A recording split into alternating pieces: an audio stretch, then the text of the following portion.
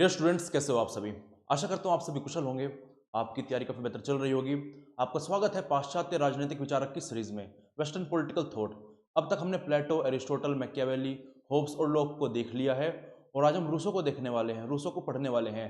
Jean Jacques Rousseau, जिनका जन्म 1712 में होता है और 1778 में इनकी मृत्यु हो जाती है। ये मुख्य रूप से अपने जनरल विल के कॉन्सेप्ट के बारे में जाने जाते हैं और किस प्रकार से इनइक्वालिटी को डिफाइन करते हैं। इनइक्वालिटी को नेचुरल इनइक्वालिटी और कन्वेंशनल इनइक्वालिटी के रूप में डिफाइन करते हैं। इन सभी के लिए इनको काफ़ी जाना जाता है और एक और चीज़ के लिए इनको काफ़ी जाना जाता है, वो है इनके विचारों में निरंतरता का ना होना। एक कंटिन्यूटी इनके विचारों में, इनकी पॉलिटिकल थॉट में हमें नहीं देखने को मिलती। कहीं पर ये बात करते हैं इंडिविजुअलिज्म की और कहीं पर ये बात करते हैं एब्सोल्यूटिज्म की। कहीं पर ये बात करते हैं इक्वालिटी की और कहीं पर ये बात करते हैं, कहीं पर फिर ये अलग हो जाते हैं मैन इक्वालिटी में, वुमेन इक्वालिटी में। तो काफ़ी इनकंसिस्टेंसी इनके विचारों में हमें देखने को मिलती है। जब हम बात करते हैं रूसो की, तो 3 सब हेडिंग्स रूसो में काफ़ी इंपॉर्टेंट हो जाते हैं। पहला तो इनका इनइक्वालिटी के ऊपर ये क्या कहते हैं, नेचुरल इनइक्वालिटी, कन्वेंशनल इनइक्वालिटी, प्राकृतिक विषमता और परंपरागत विषमता। दूसरा, रूसो का जनरल विल का कॉन्सेप्ट क्या है, रियल विल क्या है, एक्चुअल विल क्या है, ये काफ़ी इंपॉर्टेंट हो जाता है। और तीसरा, कि किस प्रकार से जब क्रिटिसिज्म आता है रूसो का और कहा जाता है कि इनकी यात्रा इंडिविजुअलिज्म से शुरू होती है और कंप्लीट एब्सोल्यूटिज्म पर होती है। ये होब्स और लॉक दोनों के चिंतन को मिला देते हैं। तो ये 3 सब हेडिंग जब हम रूसो को पढ़ते हैं तो काफ़ी इंपॉर्टेंट हो जाते हैं एग्जाम में, चाहे वो एमए का एग्जाम हो, चाहे फिर यूजीसी नेट का एग्जाम हो, काफ़ी बार यहीं से क्वेश्चन पूछे जाते हैं। तो चलिए शुरू करते हैं।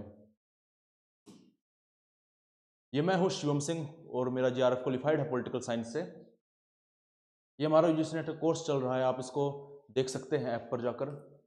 ये पेपर 1 का कोर्स है, इसको आप देख सकते हैं ऐप पर जाकर।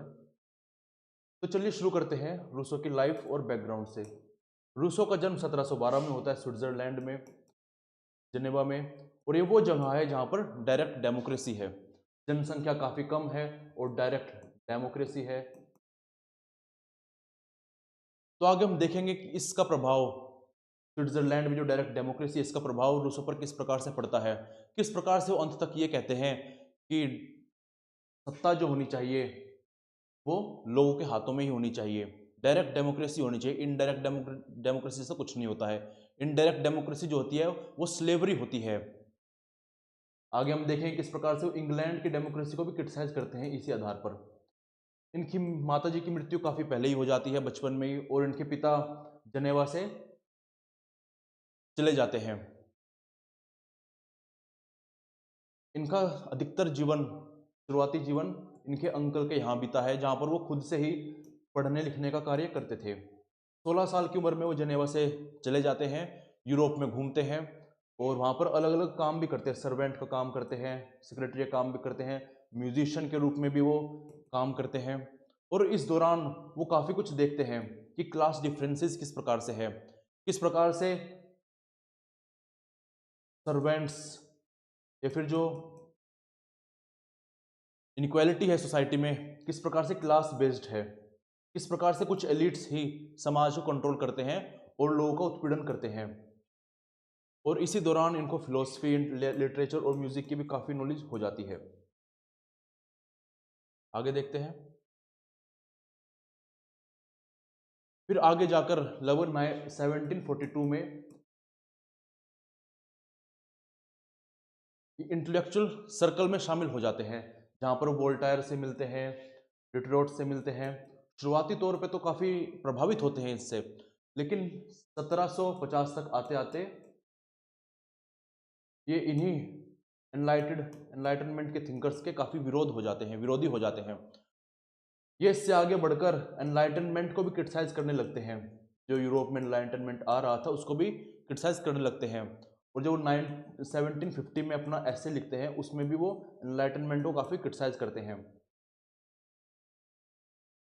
1778 में इनकी मृत्यु हो जाती है। इनका जीवन मुख्य रूप से एकांत में बीता, जीवन भर ये भागते रहे और उनके आइडियाज़ ने फ्रेंच रेवोल्यूशन को काफ़ी तौर पर प्रभावित किया। जो फ्रेंच रेवोल्यूशन के आइडियाज़ थे, लिबर्टी, इक्वालिटी, फ्रेटर्निटी, वो रूसों से ही काफ़ी प्रभावित थे। जिस समय रूसो ऐसे विचार दे रहे थे उस समय फ्रांस में मोनार्की थी, तो मोनार्की बिल्कुल भी ऐसे विचारों को सहन नहीं करना चाहेगी। तो इसी कारण से जो जीन जैक रूसो थे, जे रूसो थे, वो जिंदगी भर भागते ही रहे, शरणागति में रहे। अब हम देख लेते हैं वो कौन से ऐसे इवेंट हैं जिनका अधिकतर रूप से रूसों पर प्रभाव पड़ा, जिसने रूसों के प्रभाव विचारों को पूरी तरह से आकार दिया या फिर रूसों को एक फेम दिया, जिसकी वजह से वो एक विचारक के रूप में उभर कर आ पाए। तो ये बात है 1750 की।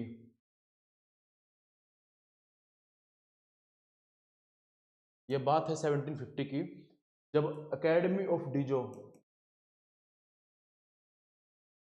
डीजो के द्वारा एक ऐसे कंपटीशन कंडक्ट कराया जाता है जहां पर यह पूछा जाता है कि has the progress of science and art contributed to the purification और the corruption of the morals. उसमें यह पूछा जाता है, उसका हेडिंग ये होता है कि क्या जो हम प्रोग्रेस देख रहे हैं साइंस और आर्ट में, जो एनलाइटनमेंट में हम देखने को मिल रहा है हमें काफ़ी कुछ, ये क्या सोसाइटी को मोरल बना रहा है या फिर उसके मोरल स्टैंडर्ड्स को करप्ट कर रहा है। तो ऐसे में रूसो अपने विचारों को रखते हैं आगे, ऐसे लिखते हैं और उसमें मुख्य रूप से क्रिटिसाइज करते हैं।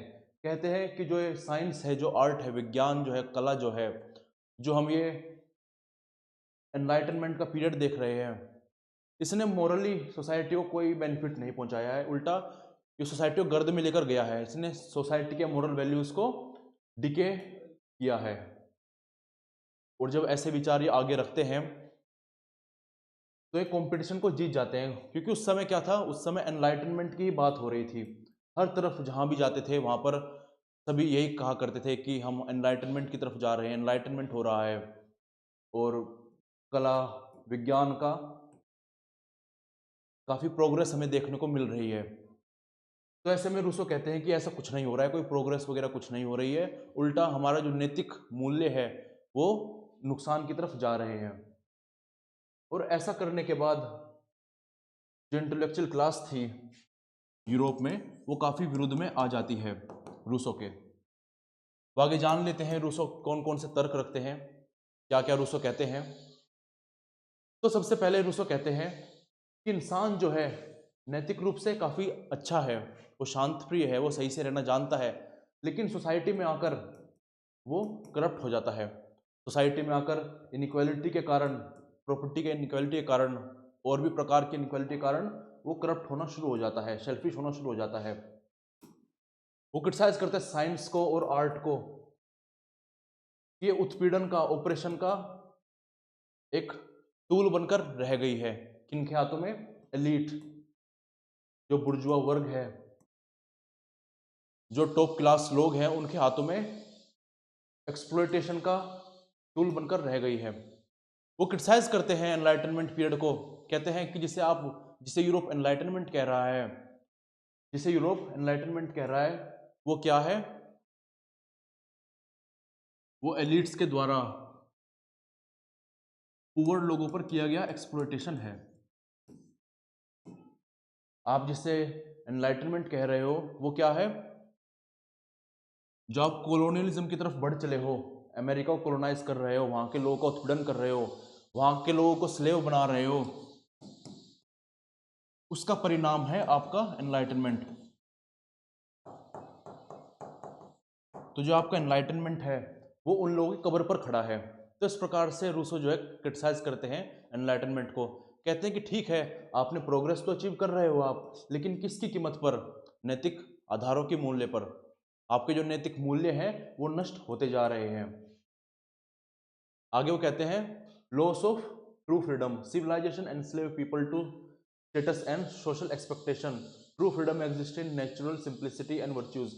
कहते हैं जिसे आप सिविलाइजेशन कह रहे हो वो बंधनों का जाल बन गया है और मानव यहाँ पर आकर, सभ्यता में आकर, उसने अपनी सारी स्वतंत्रता को खो दिया है।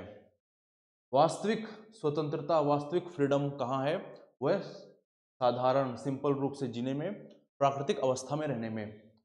फिर आगे बात करते हैं hypocrisy of enlightenment thinkers. Enlightenment philosophers promoted reason but ignore moral decay. वो कहते हैं कि एनलाइटनमेंट थिंकर्स जो है हमारे, वोल्टायर हो गए, ये क्या कर रहे हैं? रीजन पर, तर्क विद्या पर तो ध्यान दे रहे हैं कि हाँ रीजन होना चाहिए, साइंस होना चाहिए, लेकिन इन सब के कारण जो समाज का नैतिक पतन हुआ है उस पर इन्होंने कभी भी ध्यान नहीं दिया। Intellectual progress benefited elite, keep people subjugated. जो आप ये प्रोग्रेस देख रहे हो, इंटेलेक्चुअल प्रोग्रेस देख रहे हो, इससे किसको बेनिफिट हो रहा है? जो कुछ उच्च स्तर पर लोग बैठे हुए हैं, एलिट लोग जो बैठे हुए हैं, उनको फायदा हो रहा है, और दूसरे लोग तो इससे परेशान ही हैं, उनका उत्पीड़न हो रहा है इससे।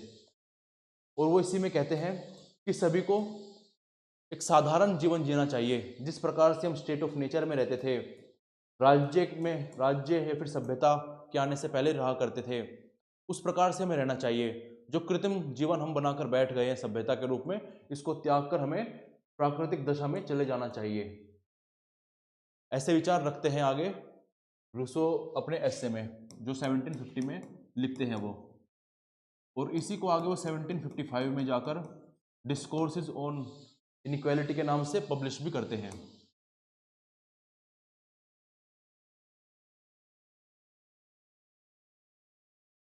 आइए कुछ हम बुक्स देख लेते हैं रूसो की।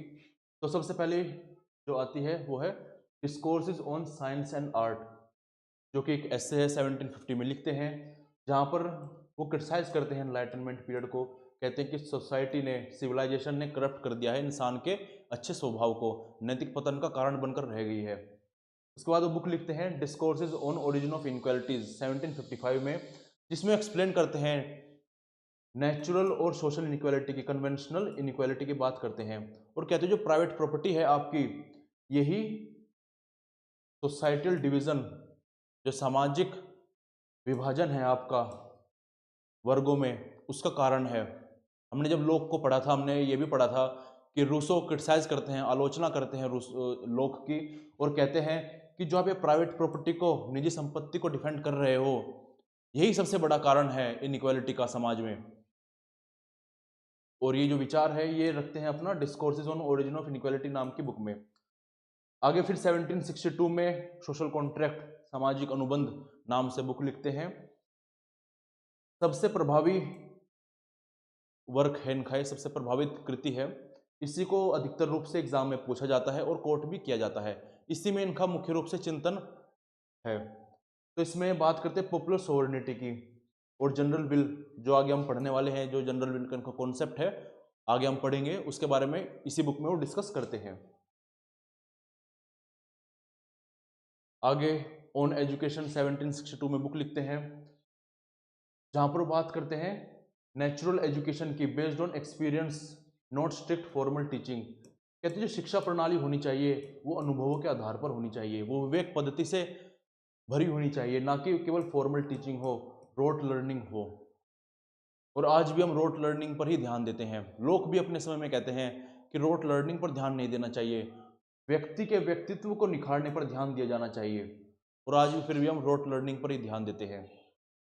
Letters return from the mountain 1764, उसमें सोशल कॉन्ट्रैक्ट को डिफेंड करते हैं, फ्रीडम ऑफ एक्सप्रेशन की बात करते हैं। कन्फेशन 1782 में लिखते हैं, उनके मृत्यु के बाद एक वर्क पब्लिश होता है, first modern autobiography revealed his inner struggle and personal thoughts. हमने पहले जाना कि किस प्रकार से रूसो का जीवन निरंतर संघर्षों से जूझ रहा था। उनका शुरुआती जीवन देख लीजिए, चाहे जवानी का जीवन देख लीजिए, चाहे फिर वो बुढ़ापे का जीवन देख लीजिए, उनका सारा ही जीवन संघर्षों के बीच रहा। काफ़ी लोगों ने उनकी आलोचना करी, तो ऐसे में वो एक ऑटोबायोग्राफिकल वर्क लिखते हैं, जहाँ पर वो जो उनके अंदर संघर्ष चल रहे थे चीज़ों को लेकर, समाज को लेकर, उनके जीवन को लेकर, उन सभी के बारे में वो लिखते हैं। Rousseau on natural and conventional inequality. आइए अब जान लेते हैं रूसो के इनइक्वालिटी के कॉन्सेप्ट के बारे में। देखिए अगर हम बात करें तो रूसो से पहले के जो जितने भी विचारक हुआ करते थे, उन्होंने कभी भी इनइक्वालिटी को इस रूप से विभाजित नहीं किया है। वो इनइक्वालिटी को एक ही रूप में देखते थे कि हाँ इनइक्वालिटी है, लेकिन रूसो पहले ऐसे विचारक आते हैं जो इनइक्वालिटी को विभाजित करते हैं। कैसे? प्राकृतिक विषमता और परंपरागत विषमता, नेचुरल इनइक्वालिटी और कन्वेंशनल इनइक्वालिटी। वो कहते हैं कि अगर हम बात करें नेचुरल इनइक्वालिटी की तो वो क्या है? नेचुरल इनइक्वालिटी, प्राकृतिक विषमता। वो कहते हैं प्राकृतिक विषमता वो है जिसको हम बदल नहीं सकते, जो प्रकृति की देन है। प्रकृति की देन क्या है? जैसे कि आयु कितनी रहने वाली है मनुष्य की, उसका कद कितना होगा, उसकी हाइट कितनी होगी, उसकी त्वचा का रंग क्या होगा, काला होगा या गोरा होगा, ये सब क्या है? ये सब प्रकृति की देन है। उसकी बुद्धि कितनी होगी, उसमें ब्रेन कितना होगा, ये सब क्या है? ये प्रकृति की देन है। उसमें बाहुबल कितना होगा, स्ट्रेंथ कितनी होगी उसमें, ये सब क्या है? ये प्रकृति की देन है। और रूसो कहते हैं कि जो सारी चीज़ें हैं, चाहे आयु हो, हाइट हो, स्किन हो, ब्रेन हो, ये सब क्या है? ये सब प्रकृति की देन है। इसको मानव बदल नहीं सकता, ये अनचेंजेबल है, ये अनअल्टरेबल है, इसमें मनुष्य छेड़छाड़ नहीं कर सकता, क्योंकि ये क्या है? प्रकृति की देन है और प्रकृति से ही मानवों को मिली है। तो इसमें बदलाव की कुछ खास संभावना होती नहीं है। वहीं दूसरी ओर रूसो कहते हैं परंपरागत विषमताओं के बारे में, ऐसी विषमता जो कि समाज में आने के बाद आ गई है, जैसे परंपरागत विषमता या फिर कन्वेंशनल इनइक्वालिटी या फिर हम सोसाइटल इनइक्वालिटी कह सकते हैं। जैसे हम देखते हैं अमीर गरीब, ये सब क्या है?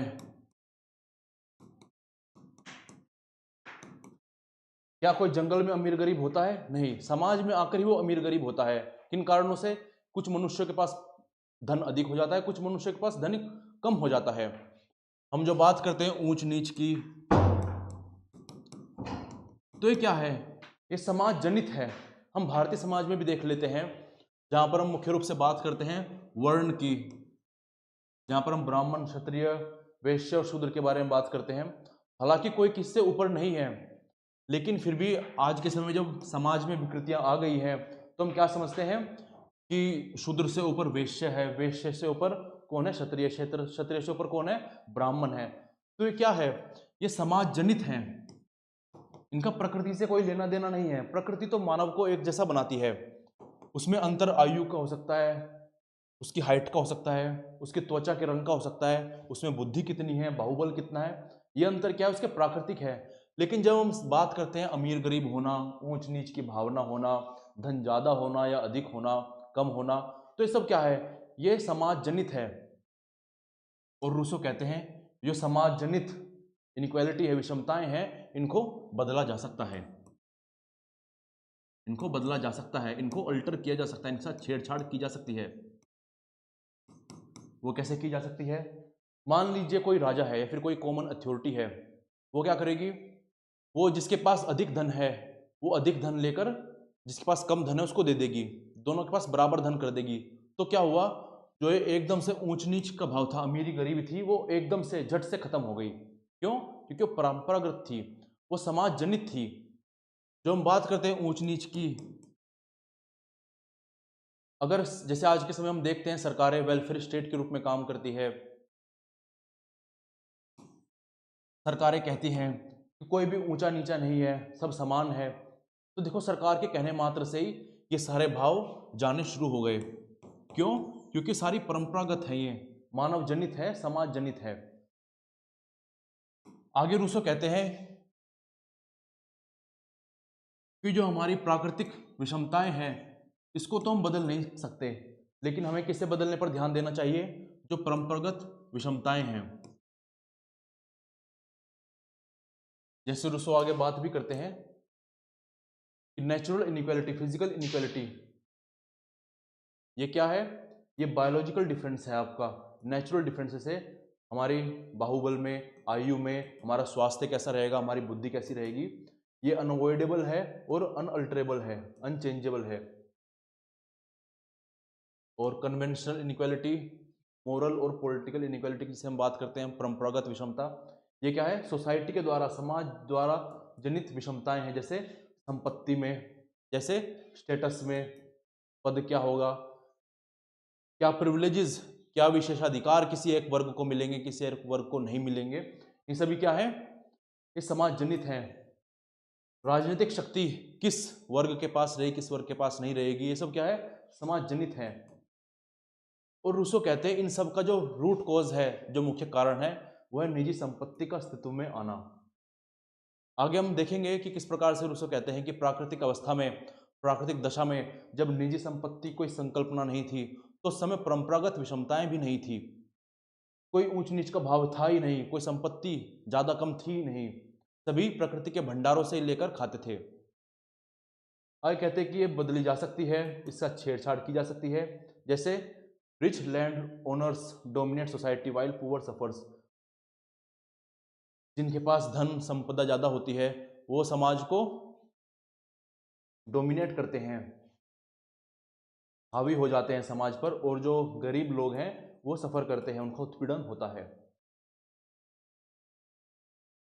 आगे रूसो एक इवोल्यूशन भी बताते हैं कि किस प्रकार से जो परंपरागत विषमताएं हैं, क्योंकि प्राकृतिक विषमताएं तो पहले भी थी और तो इसको तो बदला नहीं जा सकता, लेकिन प्राकृतिक अवस्था में हमारे पास परंपरागत विषमताएं नहीं थी, तो परंपरागत विषमताएं आई किस प्रकार से।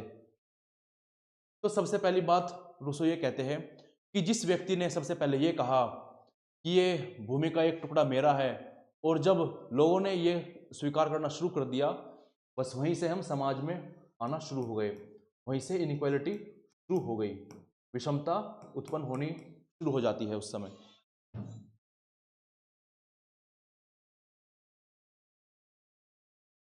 तो सबसे पहले बात करते हैं स्टेट ऑफ नेचर की, जहां पर सब सिंपल सरल रूप में रह रहे थे, काफी कम विषमताएं थी उस समय। फिर संपत्ति की बात की जाने लगी, और उसके बाद समाज बन गया, और फिर परंपरागत विषमताएं आती चली गई। अब देखिए, जब रूसो बात कर रहे हैं परंपरागत विषमताएं की और प्राकृतिक विषमताओं की, तो इस समय कौन सा है, 1750 1755 का समय है। लेकिन आज के समय अगर हम बात करें, प्राकृतिक विषमताओं की, जैसे स्वास्थ्य, हेल्थ, तो क्या हेल्थ को इंप्रूव किया जा सकता है, तो हाँ, दवाइयों से, उपयुक्त उपचार से स्वास्थ्य को इंप्रूव किया जा सकता है, आयु को बढ़ाया जा सकता है। तो इस प्रकार से क्या है, जो हमारा स्वास्थ्य है वो भी एक रूप से प्राकृतिक विषमता नहीं है, प्राकृतिक दशा नहीं है, इसको भी बदला जा सकता है। हम बात करें अपने हाइट की, तो क्या इसको बदला जा सकता है अब, तो हाँ, इसको बदला जा सकता है। किस प्रकार से, काफ़ी मेडिसिन लेकर, हार्मोन्स की सहायता से या फिर सर्जरी की सहायता से इसको बदला जा सकता है। तो ये भी क्या हुई, ये भी हमारी परंपरागत में आ गई, कन्वेंशनल इनइक्वालिटी में आ गई। हम बात करें सौंदर्य की, ब्यूटी की, तो क्या इसको बदला जा सकता है, तो हाँ, बदला जा सकता है। आज के समय काफ़ी सारे हम ब्यूटी पार्लर देखने को मिलते हैं, जहाँ पर लीपापोती की सहायता से ब्यूटी भी अचीव की जा सकती है, सर्जरी होती है। जैसे हम बात करते हैं, कोरिया क्या है, सर्जरी कैपिटल है किसकी, ब्यूटी के रिगार्डिंग। तो वहाँ पर जो ज़्यादा अच्छे नहीं दिखते हैं लोग, उनको भी सर्जरी कर कर हीरो हीरोइन, एक्ट्रेस जैसा बना दिया जाता है। तो क्या है, ये भी परंपरागत में आ जाती है, ये भी अब प्राकृतिक नहीं रही है। हम बात करें बुद्धि की, ब्रेन की, तो उचित शिक्षा से, उचित पोषण से हम क्या कर सकते हैं, किसी ऐसे व्यक्ति में जिसमें ज़्यादा बुद्धि नहीं है, उसमें भी बुद्धि विकसित कर सकते हैं। तो ऐसा क्या हुआ, तो ये भी परंपरागत विषमता में आ गई।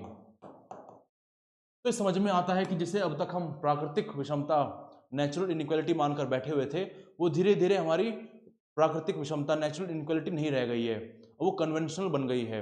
अब उसको बदला जा सकता है, लेकिन फिर क्वेश्चन आता है कि कैसे बदला जा सकता है, क्या उसको आसानी से बदला जा सकता है, तो आसानी से नहीं। इन सभी चीज़ों को बदलने के लिए भी आपको धन की आवश्यकता होगी, मनी की आवश्यकता होगी। आपका जो इकोनॉमिक सोशल स्टेटस है, ये फिर से पिक्चर में आ जाएगा, क्योंकि ये सब चीज़ों पर आप कब ध्यान दे पाओगे, जब आप पर उचित मात्रा में धन होगा, उचित मात्रा में संपदा होगी। और किस चीज पर ध्यान देना आवश्यक है कि समाज में जो व्यवस्थाएं हैं, जो टेक्नोलॉजी है, ये कितने स्तर पर है, क्या वो इस स्तर पर पहुंच गई है कि वो इन सब चीज़ों को हैंडल कर सके। सरकार किस प्रकार से ध्यान दे रही है एजुकेशन पर, स्वास्थ्य पर, इन सभी चीज़ों पर भी निर्भर करता है। तो आखिर में जो बात आती है वो बात आती है धन संपदा पर, प्रॉपर्टी पर ही बात आती है। और इसी को रूसो कहते हैं कि यही एक कारण है, यही एक सबसे बड़ा कारण है विषमता का, इनइक्वालिटी का।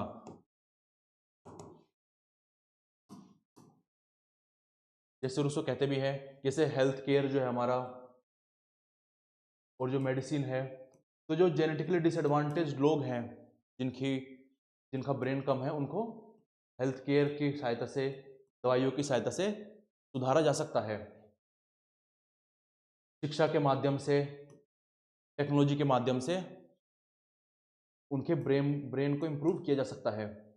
सोशल पॉलिसी, जैसे आजकल हम बात करते हैं वेलफेयर पॉलिसीज की, अफर्मेटिव एक्शंस की, एंटी डिस्क्रिमिनेटरी लॉज, इससे क्या किया जा सकता है, जो परंपरागत विषमताएं हैं हमारी, उसको कम किया जा सकता है। जैसे सरकारें हम देखते भी हैं कि जो गवर्नमेंट हॉस्पिटल होते हैं उसमें काफ़ी कम खर्चे में बड़े से बड़ा इलाज हो जाता है। तो क्यों है, वो जो परंपरागत विषमताएं हैं उसको कम करने का प्रयास है सरकार की तरफ से।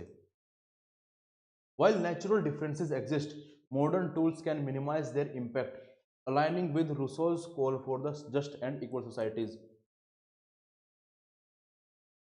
हालांकि जो प्राकृतिक अंतर है मनुष्यों में वो बना रहेगा, लेकिन जो उसके प्रभाव पड़ते हैं उसको कम किया जा सकता है आज की टेक्नोलॉजीज को इस्तेमाल करके, आज के ज्ञान को इस्तेमाल करके।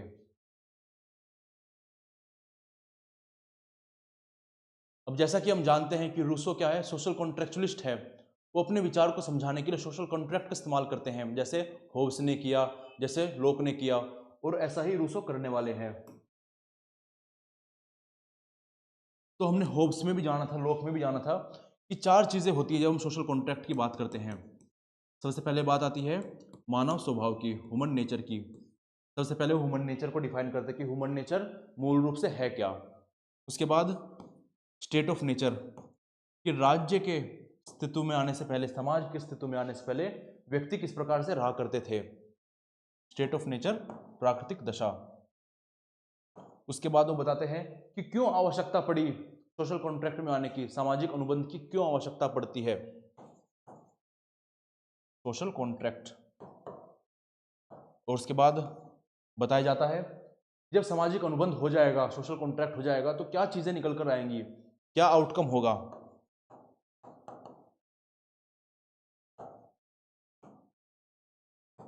तो ये चार चीजें हैं जिस पर सोशल कॉन्ट्रैक्टलिस्ट के द्वारा ध्यान दिया जाता है।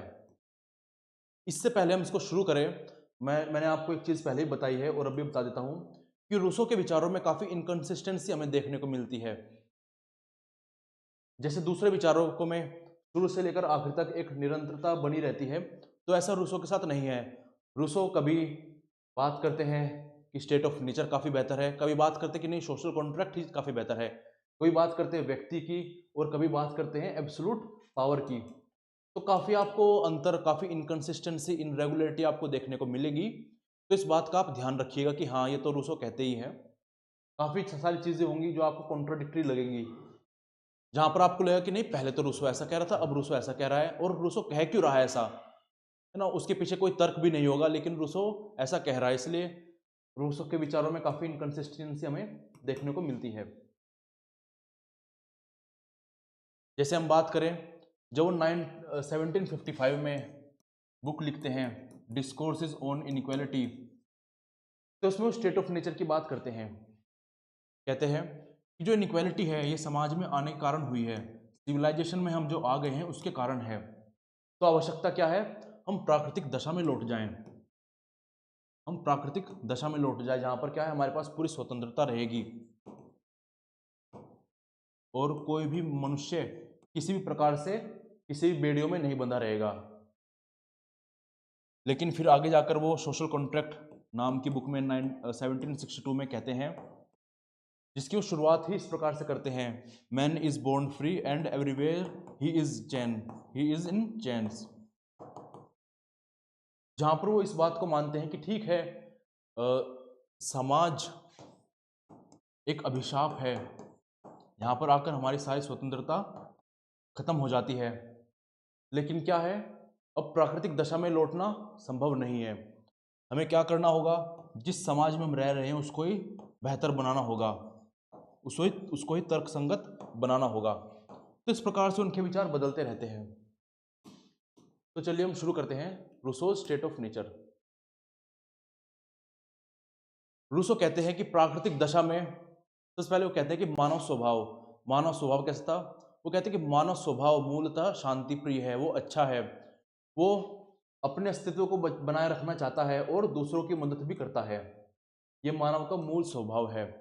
और जब बात आती है प्राकृतिक दशा की, स्टेट ऑफ नेचर की, वो कहते हैं जब प्राकृतिक दशा में मनुष्य रहता था तो प्रकृति के भंडार भरे हुए थे, उसकी खाने की वस्तु, सभी जो चीज़ें थी वो प्रचुर मात्रा में थी, उसको किसी भी चीज़ों पर, किसी भी व्यक्ति पर निर्भर नहीं रहना पड़ता था, उसे किसी प्रकार का लेबर नहीं करना पड़ता, श्रम नहीं करना पड़ता था।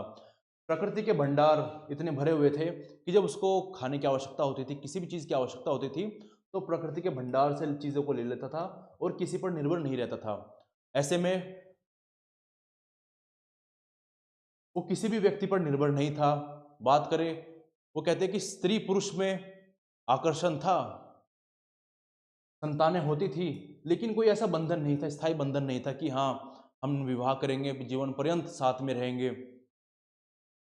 संतान की उत्पत्ति के लिए वो साथ आते थे, संतान उत्पत्ति के बाद दोनों अलग हो जाया करते थे। तो इस प्रकार की अवस्था के बारे में रूसो बताते हैं कि ऐसे में कोई भी किसी के अधीन नहीं रहता था, सब स्वतंत्र थे अपने कार्य करने के लिए, कोई ऊंचा नहीं था, कोई नीचा नहीं था। क्यों? क्योंकि कोई किसी पर निर्भर नहीं था, सभी प्राकृतिक वस्तुओं को प्रकृति के भंडार से लेकर खाते थे और अपना जीवन वहन करते थे। जैसे रूसो कहते भी हैं, people are peaceful, free and compassionate in nature, motivated by self preservation and pity compassion. कोई निजी संपत्ति नहीं थी, कोई फिर विवाद भी नहीं था, कोई ओनरशिप नहीं थी, किसी का मालिकाना हक नहीं था। मालिकाना हक नहीं था तो कोई प्रतिस्पर्धा भी नहीं होगी, कोई कंपटीशन भी नहीं होगा। सभी बस अपने जीवन को बनाए रखने के लिए प्रकृति के भंडारों को खा रहे थे। Minimum inequality, only physical differences exist like strength, health, no social ranking और पॉलिटिकल अथॉरिटी। रूसो आगे कहते हैं कि उस समय प्राकृतिक विषमताएं तो थी, नेचुरल इनइक्वालिटी तो थी कि आप काले हो, गोरे हो, आपका कद अधिक है, ज़्यादा है, कम है, आप सुंदर हो, सुंदर नहीं हो, बुद्धि ज़्यादा है, बुद्धि नहीं है। लेकिन परंपरागत विषमता है कि आपका स्थान ऊंचा होगा, आपका स्थान नीचा होगा, आप अमीर होंगे, गरीब होंगे, ऐसा कुछ भी नहीं था। तो ऐसा चित्रण रूसो अपने स्टेट ऑफ नेचर का करते हैं। आगे वो कहते हैं उस समय मानव को जीवन था काफी सरल था, केवल वो खाने पीने पर ध्यान देता था और शेल्टर पर ध्यान देता था, कहीं पर उसको छावा मिल जाए और वो अपना आराम कर सके। कोई प्रॉपर्टी नहीं थी तो कोई करप्शन भी नहीं था। और जैसा मैंने आपको पहले बताया था, the first man who enclosed a piece of ground was the true founder of civil society. वो पहला व्यक्ति जिसने सबसे पहले जमीन के टुकड़े को अपने अंदर किया और लोगों ने माना कि हाँ इस भूमि जो है इसकी है, इस व्यक्ति की है, वहीं से हम नागरिक समाज में आ जाते हैं। Civilization destroys freedom, law and institution protect the rich and powerful, society traps people in inequality and moral decay, no labour required, abundance of natural resources. प्राकृतिक दशा में किसी प्रकार का श्रम करना नहीं पड़ता था और प्राकृतिक संसाधन प्रचुर मात्रा में हुआ करते थे। तो ये जो बातें हैं ये वो अपनी बुक डिस्कोर्सेज ऑन इनइक्वालिटी 1755 में कह रहे हैं, इस बात को आप ध्यान रखिएगा। इससे पहले हम आगे बढ़े, हम थोड़ा कंपैरेटिव स्टडी देख लेते हैं होब, लॉक, रूसो की। एग्जाम पॉइंट ऑफ व्यू से काफ़ी इंपॉर्टेंट है ये। तो होब जहाँ स्टेट ऑफ नेचर को वोयलेंट बताते हैं, क्योटिक बताते हैं कि स्टेट ऑफ नेचर में प्राकृतिक दशा में सबकी स्थिति जो थी वो काफ़ी खराब थी, सबका युद्ध सबका विरुद्ध जैसी स्थिति थी, war of all against all. Human life is नेस्टी brutish and short. लोग क्या कहते हैं स्टेट ऑफ नेचर को? कि शांति में स्थिति थी, प्राकृतिक अधिकार थे, लेकिन वो गारंटीड नहीं थे। कुछ लोग थे जिनको वो कहता है कि कुछ लोग वो खतरा बनकर सामने आ रहे थे। People create government to protect property. संपत्ति की सुरक्षा के लिए लोगों ने सरकारें बनाई है। वहीं आखिरी में रूसो कहते हैं कि स्टेट ऑफ नेचर क्या थी? एक शांति में स्थिति थी, सभी समान थे, सभी मुक्त थे। Society corrupts natural goodness. समाज के अस्तित्व में आने के कारण जो प्राकृतिक रूप से जो मनुष्य अच्छा है, वो अच्छा नहीं रह गया, वो भ्रष्ट होता जा रहा है।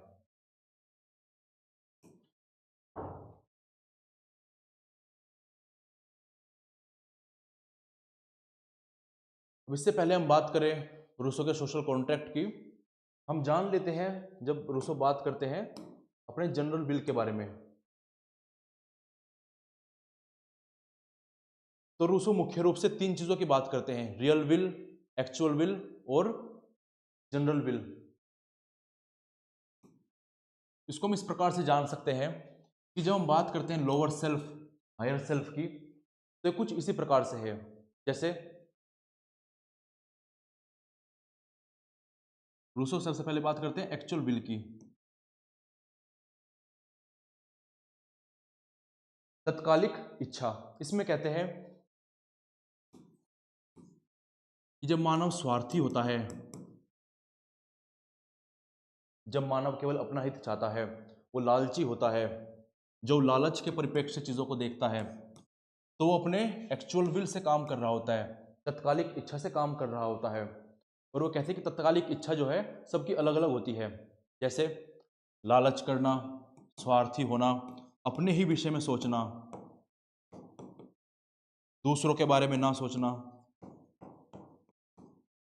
सबकी संपत्ति को अपना बनाना चाहना, मेहनत ना करना,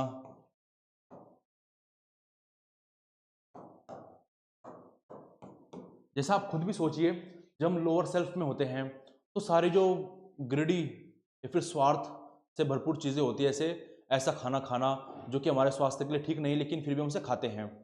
अधिक समय तक सोना, हम जानते हैं कि अधिक समय तक सोना अच्छा नहीं है, फिर भी हम अधिक समय तक सोते हैं। हम लड़ाई करते हैं, दूसरों की संपत्ति पर बुरी नज़र डालते हैं, दूसरों की स्त्री पर बुरी नज़र डालते हैं। तो ये सब क्या है? ये सारी इच्छाएं मानव जनित ही तो हैं, मानव के मन जनित ही तो हैं, लेकिन ये सब इच्छाएं क्या है? हमारे लोअर सेल्फ को दिखाती हैं। ठीक है, और इसी को रूसो एक्चुअल विल कहते हैं। वहीं दूसरी तरफ जब हम हायर सेल्फ के रूप में देखते हैं, क्या कि हमें मेहनत करनी चाहिए, हमें सबके भले के बारे में सोचना चाहिए,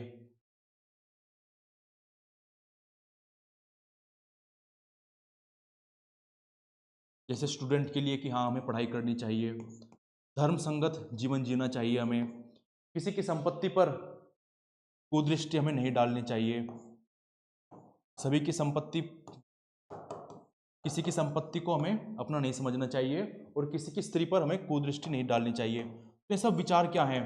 ये सब विचार हमारे हायर सेल्फ के हैं। ये कुछ ऐसा है कि जब सुबह हम 4 बजे की अलार्म लगाते हैं तो हमारा हायर सेल्फ क्या कहता है कि सुबह 4 बजे उठकर हम पढ़ेंगे, और लोअर सेल्फ हमारा क्या कहता है कि हम बाद में पढ़ लेंगे, 7 बजे तक सो जाते हैं। तो इस प्रकार से रूसो अंतर करते हैं। रूसो आगे कहते हैं कि जो हमारा एक्चुअल विल है, हमारी तत्कालिक इच्छा जो है, ये कॉन्ट्राडिक्टरी है, ये सभी व्यक्तियों की अलग अलग होती है, कॉन्फ्लिक्चुअल है। अगर इस पर चलकर इंसान काम करेगा तो द्वंद्व, लड़ाई होगी ही होगी। वहीं दूसरी ओर रूसो कहते हैं जो हमारी रियल विल है, तात्विक इच्छा जो है हमारी, ये क्या है? ये कॉन्ट्राडिक्टरी नहीं है, इस पर चलने पर कभी भी विवाद नहीं होगा, कभी भी कॉन्फ्लिक्ट नहीं होगी। ठीक है, तो इस प्रकार से रूसो अंतर करते हैं।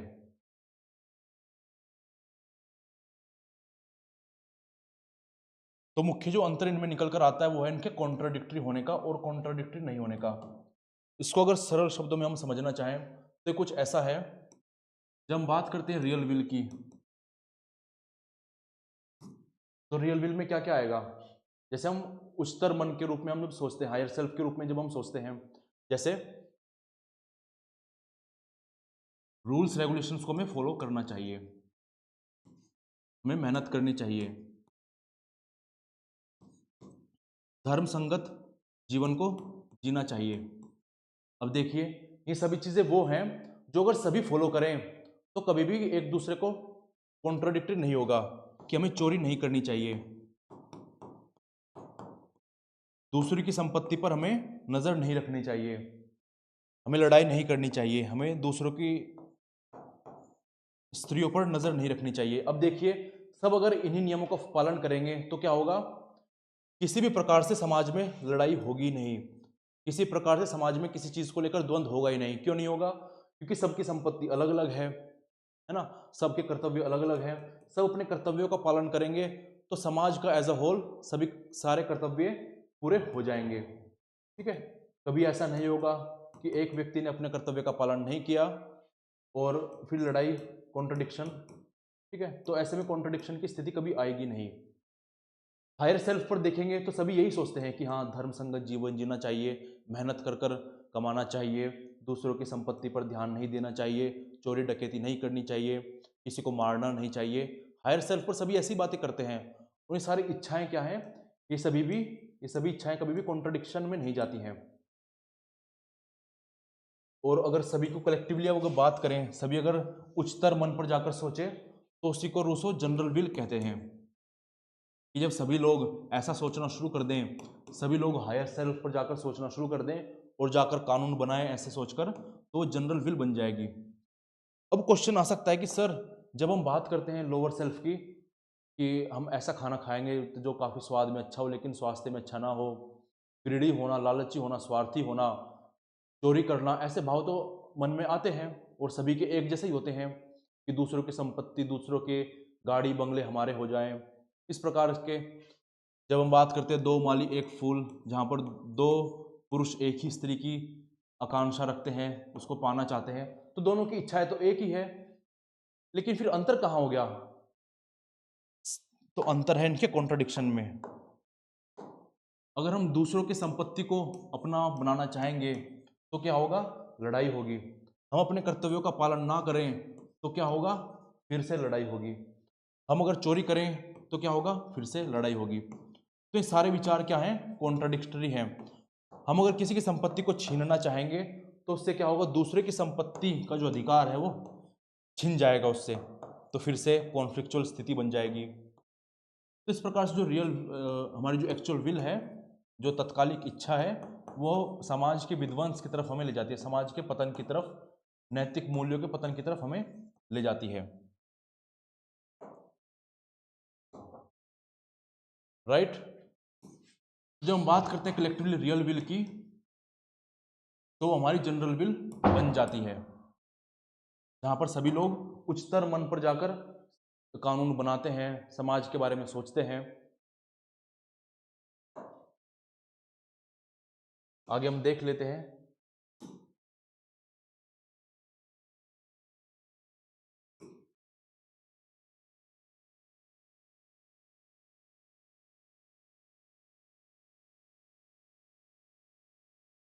जैसे यहां पर टेबल में दिया गया है, रियल विल, एक्चुअल विल और जनरल विल। एक्चुअल विल वास्तविक इच्छा है, फिर तात्कालिक इच्छा। तो ये क्या है? Individual personal desire based on self interest. जो स्वार्थ पर आधारित जो उसकी इच्छाएं हैं वो सभी कौन सी होगी? एक्चुअल विल होगी। रियल विल क्या होगी? जब व्यक्ति जो है समाज के हित के बारे में सोचता है, जब समाज के हित में ही अपना हित सोचने लगता है और ऐसी इच्छाओं को व्यक्त करता है, तो उसकी क्या होगी? रियल विल हो जाती है। जनरल विल क्या है? Collective will of the citizen aimed at common good. उसके बाद फोकस की बात करें तो एक्चुअल विल फोकस करती है प्राइवेट बेनिफिट पर, अपने स्वार्थ की पूर्ति पर। वहीं रियल विल किस पर बात करती है? Long term individual and collective benefit, समाज के भलाई पर। जनरल विल क्या हो जाएगी यहाँ पर? पब्लिक वेलफेयर एंड जस्टिस, लोकहित और न्याय। मोरल वैल्यूज की अगर हम बात करें तो इसमें सेल्फिश, स्वार्थ जो होगा उसकी प्रधानता होगी, ये गलत भी हो सकती है। और रियल विल क्या होगी?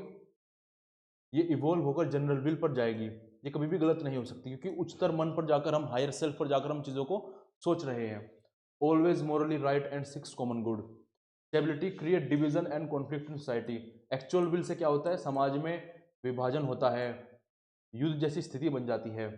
वहीं दूसरी ओर एक्चुअल हमारी जो रियल विल है वो क्या करती है, वो एक इवोल्यूशन को दिखाती है, जहाँ पर हम actual will say real will के आगे जाकर जनरल विल में बदल जाते हैं। जनरल विल क्या करती है, create unity and social harmony.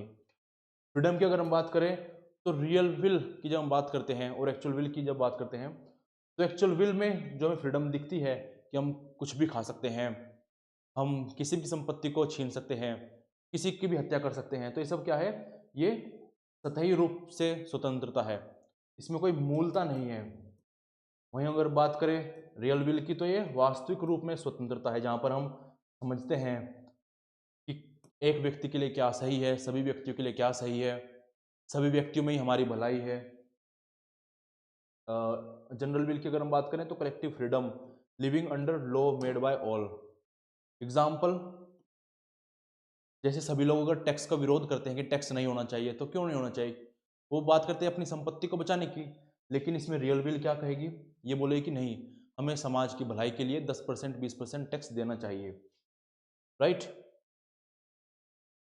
अगर एक्चुअल विल को फॉलो करते रहे तो समाज पतन की तरफ चला जाएगा, और रियल विल से समाज समृद्धि की तरफ चला जाएगा।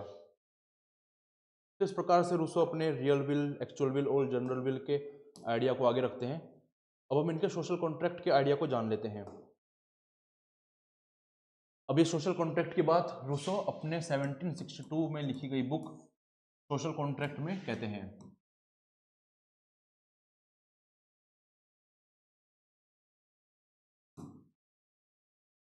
अब तक तो वो 1755 तक, जहाँ पर वो डिस्कोर्सेस ऑन इनइक्वालिटी नाम की बुक लिख रहे थे, उसमें प्राकृतिक दशा में लौट जाने की बात कर रहे थे कि बिल्कुल भी समाज में आप मत रहिए, प्राकृतिक दशा की तरफ लौट जाइए, इस कृत्रिम जो जीवन आपने बना रखा है इसको त्याग दीजिए और प्राकृतिक दशा की तरफ लौट जाइए। लेकिन अब रूसो का जो चिंतन है वो इवॉल्व करता है। अब रूसो क्या कहते हैं, रूसो एक तरफ मानते हैं कि ठीक है, जो समाज है अभिशाप है, लेकिन अब प्राकृतिक दशा में लौटा नहीं जा सकता। वो क्यों नहीं लौटा जा सकता, वो कहते हैं कि पहले क्या था, प्रकृति के भंडार भरे हुए थे, किसी को श्रम करने की आवश्यकता नहीं थी। लेकिन अब क्या है, अब पहले जनसंख्या भी काफ़ी कम थी, लेकिन अब क्या हो गया है, जनसंख्या काफ़ी अधिक बढ़ गई है। इसकी वजह से प्रकृति के जो भंडार हैं वो खाली होते जा रहे हैं। तो अब आवश्यकता है कि श्रम आधारित कार्य किया जाए, जो इतना श्रम करेगा उसकी इतनी संपत्ति बन जाएगी, और इस जो संपत्ति है इसकी सुरक्षा समाज में ही हो सकती है,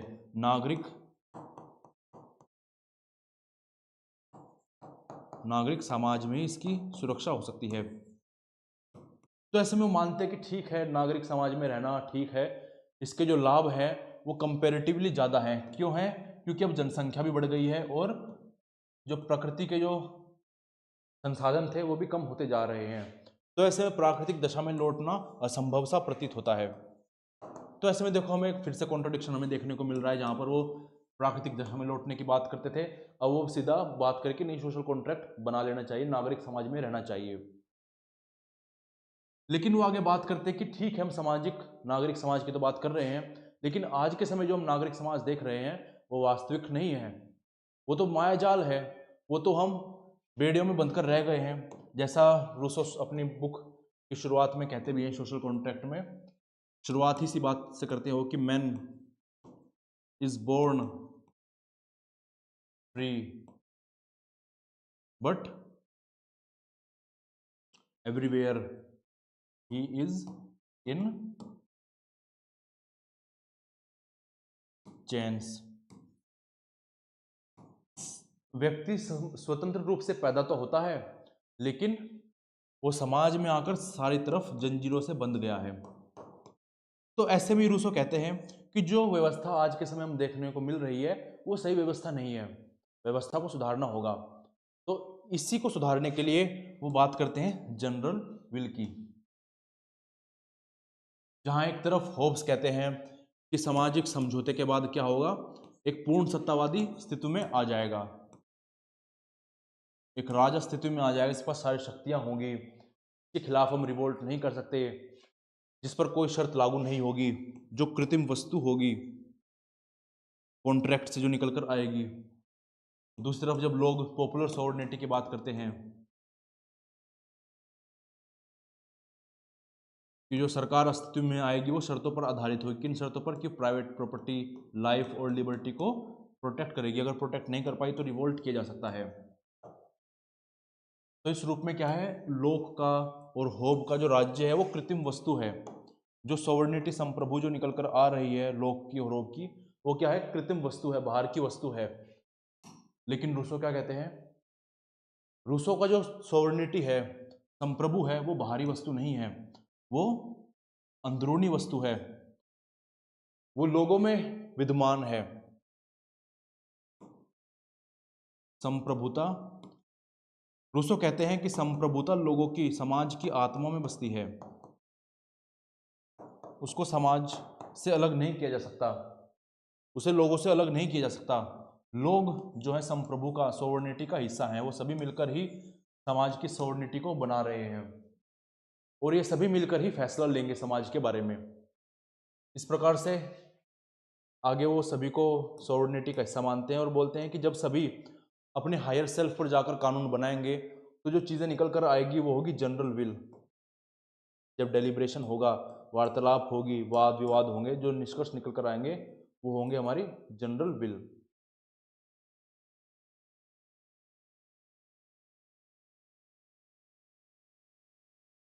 तो रूसो क्या कहते हैं, it is a collective agreement, people give up their natural freedom to live in civil society. लोग अपने प्राकृतिक अधिकारों को त्याग देते हैं सामूहिक अधिकारों को पाने के लिए, नागरिक अधिकारों को पाने के लिए। But they gain civil and moral freedom by obeying law they make themselves through general will. अब रूसो कहते हैं कि जो कानून निकल कर आएंगे वो उन पर इम्पोज नहीं होंगे, वो उनके लिए दबाव नहीं होगा, उन्हीं कानून को मानने में उनकी स्वतंत्रता होगी। वो किस प्रकार से, ये कुछ ऐसा है कि हम अपने खुद के लिए जब वो कानून बनाते हैं, अपने ही द्वारा कानून जो बनाए जाते हैं उनको, उनके पालन करने में ही हमें स्वतंत्रता अनुभव होती है। ठीक है, अगर आप कानून बनाते हैं कि ठीक है हम सुबह 4 बजे उठकर पढ़ेंगे और आप सुबह 4 बजे उठते भी हैं, तो क्या होगा, आपकी स्वतंत्रता का तो विषय है वो। आगे रूसो कहते हैं, जनरल विल की बात हमने देख ली है कि true will of the people aim for common goal, it always right, morally binding even if individuals do not agree with. Sovereignty of people, sovereignty lies in the people, not in the monarch and parliament. Law are valid only if they are expressing the general will of the people. Direct democracy की बात करते हैं।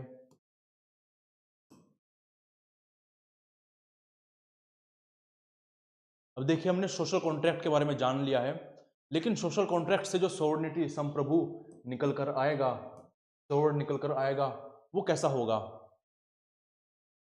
तो Rousseau बात करते हैं कि जो सॉवरेनिटी होगी, जो संप्रभुता होगी, वो लोगों में विद्यमान होगी, वो सामूहिक रूप से लोगों में विद्यमान होगी। लोग एक तरफ अपने व्यक्तिगत रूप से अपने जीवन का निर्वाह करेंगे और दूसरे रूप में सामूहिक रूप से समाज का हिस्सा बनेंगे और कानून पद्धति का निर्वहन करेंगे। जिस प्रकार से लोक और होब कहते हैं कि एक सरकार अस्तित्व में आ जाएगी, एक राजा अस्तित्व में आ जाएगा, वहीं दूसरी ओर लोग, रूसो कहते हैं कि संप्रभुता जो है आपकी, जो कानून बनाने की क्षमता है, इसको आप ट्रांसफर नहीं कर सकते। कोई मोनार्क नहीं आएगा, कोई सभा नहीं आएगी कि सभा जब आएगी तो क्या होगा, जो संप्रभुता लोगों के हाथों में है वो चली जाएगी और इसके चले जाने से ही जो सामाजिक अनुबंध है, सोशल कॉन्ट्रैक्ट है, वो भंग हो जाएगा।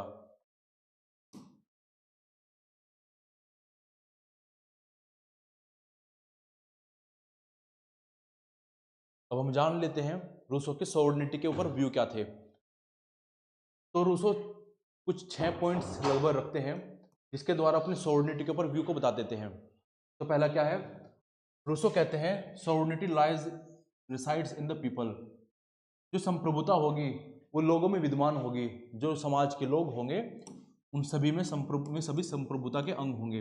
आप ऐसा नहीं कर सकते कि आप संप्रभुता को किसी एक व्यक्ति में डाल दो, किसी राजा को दे दो, किसी सभा को दे दो और वो सभी के तर्ज पर सभी के आगे आकर फैसले ले। तो ऐसा नहीं होगा।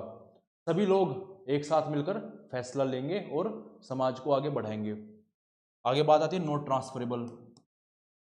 जो बात है नॉन ट्रांसफरेबल की वो यही है कि जो आपकी निर्णय लेने की क्षमता है, संप्रभुता जो है आपकी, वो ट्रांसफर नहीं कर सकते। किसको ट्रांसफर नहीं कर सकते आप उसे? राजा को या मोनार्क को। राजा और मोनार्क को सत्ता देने मात्र से ही आपकी जो संप्रभुता है वो नष्ट हो जाएगी। फिर इंडिविजिबल, संप्रभुता को विभाजित नहीं किया जा सकता। इससे वो सेपरेशन ऑफ पावर के भी विरुद्ध चले जाते हैं कि ऐसा नहीं हो सकता कि जुडिशरी के पास कुछ पावर है, लेजिस्लेचर के पास कुछ पावर है, एग्जीक्यूटिव के पास कुछ पावर है, ऐसा नहीं होगा। वो कहते हैं पूरी सत्ता एक ही जगह विद्यमान होगी। आगे वो बात करते हैं इलिमिटेबल, कि कोई सीमा नहीं होगी सॉवरेनिटी की।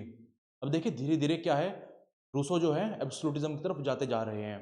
शुरुआत में वो एक व्यक्ति की बात कर रहे थे जहां पर वो निजी संपत्ति जब अस्तित्व में आ जाती है और सरकार निजी संपत्ति को प्रोटेक्ट करेगी, इस तरह की बातें कर रहे थे। और अब क्या बात कर रहे हैं, जो सॉवरेनिटी या संप्रभु है वो असीमित है, उसको लिमिट नहीं किया जा सकता। क्यों नहीं किया जा सकता? क्योंकि हायर सेल्फ को दिखा रही है, लोगों के हायर सेल्फ को दिखा रही है। और इसको लिमिट करना ऐसा होगा कि लोगों की भलाई में बाधा बन जाना। उसके बाद क्या कहते हैं, नॉन रिप्रेजेंटेशन, कि कोई रिप्रेजेंटेशन नहीं होगा। सभी प्रत्यक्ष रूप से राज्य में हिस्सेदारी लेंगे और कार्य करेंगे। कोई ऐसा नहीं होगा कि आप अपना नेता चुन लीजिए। इनडायरेक्ट डेमोक्रेसी को विरोध करते हैं और यहाँ पर वो क्रिटिसाइज भी करते हैं इंग्लैंड की डेमोक्रेसी को। कहते हैं कि इंग्लैंड के जो लोग हैं, ब्रिटेन के जो लोग हैं, वो 5 साल में केवल एक ही बार मुक्त होते हैं, जब वो इलेक्शन आता है, जब वो वोट डालने जाते हैं। वोट डालने के बाद फिर से वो अपने दास्ता में लौट जाते हैं। क्यों? क्योंकि उनके पास अब निर्णय लेने की शक्ति नहीं रही है। वो शक्ति तो उन्होंने अपने नेताओं को ट्रांसफर कर दी है। फिर आगे आती है सॉवरेनिटी इज इनफेलेबल। इनफेलेबल का मतलब है अचूक, कि जो संप्रभुता है वो कभी गलती कर ही नहीं सकती। अब सोचिए, तो हम जा रहे हैं किसी निरंकुशवाद की तरफ, हम जा रहे हैं कि सत्ता जो है कभी गलती नहीं कर सकती, हमारा नेता कभी गलती नहीं कर सकता, हिटलर कभी गलती नहीं कर सकता। इस तरफ हम बढ़ते जा रहे हैं। क्यों नहीं गलती कर सकता? क्योंकि ये सभी जनरल विल जो बनी है, जिसकी वजह से संप्रभुता उभर कर आई है, ये किस पर आधारित है? लोगों के हायर सेल्फ पर आधारित है, जो कि कभी गलत नहीं हो सकता, जो कभी कॉन्ट्राडिक्टरी नहीं हो सकता। तो ऐसे में वो अचूक हो जाएगी सॉवरेनिटी। तो इन सभी विचारों से हम पता लगा पा रहे हैं कि हाँ, रूसो जो है एब्सोल्यूटिज्म की तरफ, पूर्ण सत्तावादी की तरफ बढ़ चले हैं और अपना चिंतन यहाँ पर कंप्लीट कर रहे हैं। ठीक है। इसके बाद जो एक मुख्य चीज ध्यान में आती है वो ये है कि इनकी यात्रा इंडिविजुअलिज्म से शुरू होती है और एब्सोल्यूटिज्म पर खत्म होती है। तो ये क्या है? तो ये कुछ यात्रा अगर हम शॉर्ट में बताएं तो ये कुछ ऐसी है कि बात करते हैं कि जो निर्णय लेने की क्षमता है वो व्यक्ति के पास ही रहेगी, वो जनरल विल के रूप में उसे बाइंड कर लिया जाएगा, उसके कानून बना लिए जाएंगे। रूसो कहते हैं कि ठीक है, हमने जनरल विल जब एक बार डिसाइड कर ली तो ऐसा नहीं होगा कि हर एक मामलों पर सभी लोग बैठेंगे, हर बार फैसला होगा। ऐसा नहीं होगा। क्या किया जाएगा? एक बार जनरल विल जब अस्तित्व में आ जाएगी तो उनको कानून के रूप में बना लिया जाएगा और अब इन्हीं कानून को फॉलो किया जाएगा। जो व्यक्ति इन कानून को नहीं मानेगा, ये समझा जाएगा कि उसमें अब तक इतना विवेक विकसित नहीं हुआ है कि वो अब चीज़ों को समझ सके। तो उसको क्या किया जाएगा? उसको बाध्य किया जाएगा इन कानूनों को पालन करने के लिए। आगे रूसो ये भी कहते हैं कि अब ये जो कानून है ये आप सभी के द्वारा बनाए गए हैं। तो जब आप सभी के द्वारा बनाए गए तो विद्रोह करने का कोई औचित्य नहीं रह जाता, तो विद्रोह का भी अधिकार नहीं है आपको, विद्रोह करने का कोई मतलब है ही नहीं। तो ये सारी चीज़ें हमें कहाँ ले जा रही है? ये निरंकुशता की तरफ हमें ले जा रही है, जहाँ पर हम विद्रोह नहीं कर सकते, जो हमारी बातें नहीं मान रहे हैं उसको भी हम जबरदस्ती अपनी बातें मनवाएं। तो ये क्या है? ये एब्सोल्यूटिज्म ही तो है। तो इस प्रकार से रूसो अपनी यात्रा पूरी करते हैं। हमने काफ़ी सारी कॉन्ट्रडिक्शन इसमें देख ली है। आइए हम कुछ स्टेटमेंट्स देख लेते हैं जो रूसो ने कही है। तो सबसे पहली स्टेटमेंट आती है, man is born free and everywhere he is in chains. ये सोशल कॉन्ट्रैक्ट जो 1762 में बुक लिखते हैं उसमें कहते हैं, बताते हैं कि प्राकृतिक दशा में जो इंसान था वो फ्री था, लेकिन आज समाज में आकर वो सभी तरह से बंधनों में, जंजीरों में बंध चुका है। The general will is always right. अब देखिए कि जनरल विल होगी, जो आपने जनरल विल बनाई है हायर सेल्फ पर जाकर, वो कभी गलत हो ही नहीं सकती। गलत नहीं हो सकती तो उसके खिलाफ विद्रोह भी नहीं हो सकता। जो इस चीज़ को नहीं मान रहा है उसको हम ज़बरदस्ती बनवाएंगे। तो एब्सोल्यूटिज्म की तरफ जाता हमें दिख रहा है। उसके बाद they must be forced to be free. They मतलब ह्यूमन बींग्स, जो इस जनरल विल को नहीं मान रहे हैं उसको मजबूर किया जाएगा कि जनरल विल को माने। एब्सोल्यूटिज्म की तरफ जाता दिख रहा है हमें ये। The fruit of earth belongs to all and the earth to no one. जो पृथ्वी के संसाधन है वो सभी के लिए हैं, लेकिन पृथ्वी किसी के लिए भी नहीं है। ये क्या बताती है? ये प्राकृतिक दशा को बताती है, जहां पर प्रकृति के संसाधन मनुष्य के लिए थे, लेकिन प्राइवेट प्रॉपर्टी नहीं थी, निजी संपत्ति नहीं थी। जो पृथ्वी थी वो किसी की नहीं थी, तो ऐसे में इनइक्वालिटी भी नहीं थी। आगे रूसो का क्रिटिसिज्म आता है, आलोचना की जाती है रूसो की। तो रूसो को जो जनरल विल है उसे टायरेनिकल कहा जाता है, कि जो आप जनरल विल की बात कर रहे हो ये अंत तक जाती जाती एब्सोल्यूट हो जाती है, निरंकुश हो जाती है, अत्याचारी बन जाती है, जहां पर किसी व्यक्ति की बात नहीं सुनी जाएगी। किसी व्यक्ति का जो विद्रोह होगा जनरल विल के अगेंस्ट, इसको भी माना नहीं जाएगा। फोर्स टू बी फ्री, जो आप कह रहे हो कि मुक्त होने के लिए मजबूर किया जाएगा, ये क्या है? ये तो काफी विरोधाभास देखने को मिल रहा है। जनरल विल आपकी जो है, सामान्य इच्छा जो है आपकी, ये डेस्पोटिक साउंड कर रही है, जैसे हिटलर का था, स्टालिन का था, इस प्रकार से ये साउंड कर रही है। Excessive collectivism, individual right get dissolved in the collective good. हम जब बात कर रहे हैं एक्सेसिव कलेक्टिविज्म की, कि आपने क्या किया, समाज के लिए व्यक्ति को पूरी तरह से ही त्याग कर दिया, तो ऐसा नहीं होना चाहिए था।